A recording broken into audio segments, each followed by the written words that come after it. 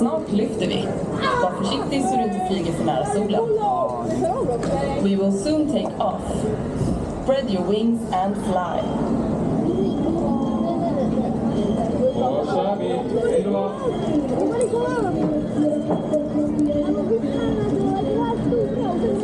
Det var väldigt skönt. Alltså, med den här ljuset så var det väldigt tackigt.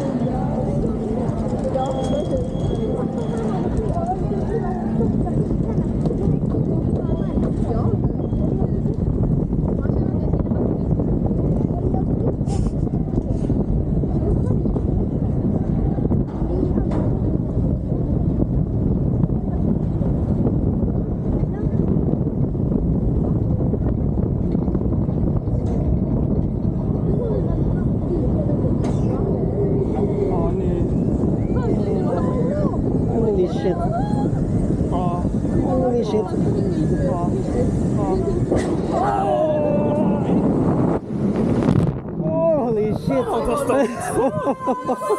Han gick bara på bästa ägg.